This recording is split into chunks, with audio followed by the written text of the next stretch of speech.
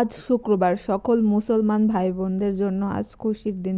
সকলকে জানাই জুম্মা মুবারক। আসসালামু আলাইকুম। হ্যালো এভরিওয়ান, সবাই কেমন আছো? আলহামদুলিল্লাহ, আল্লাহর রহমতে সবাই ভালোই আছে। এই যে দেখো, আমি সকাল সকাল ঘুম থেকে উঠে, সকাল সকাল বলতে আজ খেতে খেতে অনেকটা বেলাই হয়ে গেছিল। দেখো সূর্য মামা উঠে উঠে গিয়েছে। প্রতিদিন খেতে খেতে নারকেল গাছের মাথায় থাকে, আজকে দেখো কতটা উঁচুতে চলে গিয়েছে। আজ সকালে ডাউল, আলু ভাজি আর ডিম করেছিলাম। আমি আলু ভাজি নিয়ে নেয়, ডিম আর ঝাল আর ডাউল নিয়ে ছাদে খেতে চলে এসেছিলাম। আমি এবার খুব মরিচ খেতে পারি, মানে প্রচন্ড রকমের। শুকনো মরিচ তো হলে আর কথাই না। খাওয়া দাওয়া শেষ হয়ে গেলে আমি ভিডিও এডিটিং এর জন্য বসে পড়ি। ভিডিও এডিটিং হয়ে গেলে আমার নিজের কাজটা আমি সেরে নিই। ঘর গোছানো গোসল সবই আমার হয়ে গিয়েছে। আমার রান্নাও হয়ে গিয়েছিল। আজকে আম্মু রান্না করেছিল মাংস, ডাউল, ইলিশ মাছ ভুনা আর সাদা ভাত। আম্মু নামাজের আগে সব রান্না করে রেডি করে রাখে, কারণ ভাইয়ারা এসে আবার সাথে সাথে খেতে বসে যাবে। তো আমি তো সেই সময় সব কাজ টাজ সব এগিয়ে নিই, যেমন পানি ভরে আনা, থালা বাসনগুলো এগিয়ে রাখা। হয়ে গেলে আমি আমার খাবার নিয়ে চলে যাই ছাদের উপর। তোমরা তো সবাই জানো আমি শীতের দিনে সবসময় ছাদের উপর খাই। তাও অত পছন্দ না, তাই আমি কিছুটা পরিমাণ মাংস আর মাছ নিয়ে ছাদের উপর চলে এসেছি। শেষ হয়ে গেলে হাঁটতে হাঁটতে এদিকে ফাইমদের দোকানে চলে এসেছিলাম। ফাইমের দোকান আজ থেকে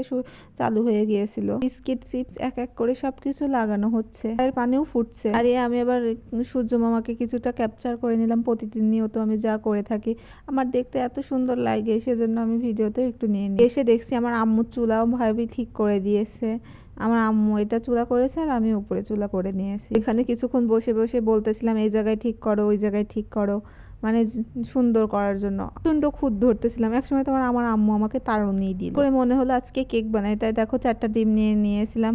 এবার চিনি আস্তে আস্তে দিয়ে বিটারে বিট করে নিতেছিলাম। পারফেক্ট স্পঞ্জ কেক বানানোর জন্য মেজারমেন্ট কাপটা খুবই ইম্পর্টেন্ট।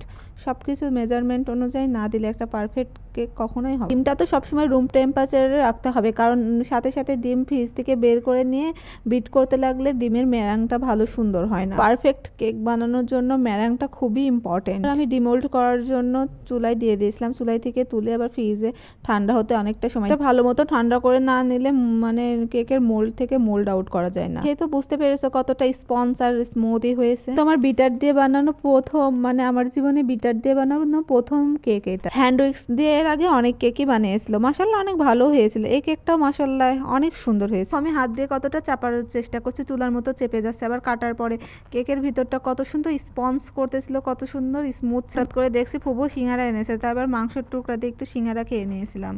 সে আমার সিঙ্গারা মাংসের ঝোল দিয়ে খেতে অনেক ভালো লাগে। কি হুটহাট করে পছন্দ, মানে পরিবর্তন হয়। আগে সিঙ্গারা ভালো লাগতো না, এখন সিঙ্গারা এত মজা লাগে। যেসব জিনিস পছন্দ করতাম না সেসব জিনিস এখন ভালো লাগে, আর এখন যেটা পছন্দ করি ছোটবেলায় খেতাম না। চাল দেওয়ার গন্ধ শুনলেই তো আমার বমি আসতো। আর সেই ইলিশ মাছ এখন আমার এত ফেভারিট। আমার নানির প্রথম ইলিশ মাছ জাল দেওয়া খেয়ে আমার মজা লেগেছিল, তারপর থেকে আমি ইলিশ মাছ খাওয়া শুরু করি। করতে করতে দেখো আমি রাত্রে খানকা ঘরে গিয়েছিলাম, লাইটের আলো জ্বলছিল, কত সুন্দর যে লাগছিল সবটা। অনেকটা সময় বসেছিলাম, কারণ আম্মুরা সবাই ছিল না। আম্মু ফুপির সাথে করে নানির ওইদিকে বেড়াতে গিয়েছে। কিছুক্ষণ পরে এসে আমি তাড়াতাড়ি ঘুমিয়ে পড়েছিলাম। আমার শরীরটা খুব খারাপ ছিল, তো এভাবে আমি আমার সারাটি দিন কাটিয়েছিলাম। তোমাদের ভিডিওটি ভালো লাগলে সবাই লাইক, কমেন্ট এবং শেয়ার করে দিও। আল্লাহ হাফিজ।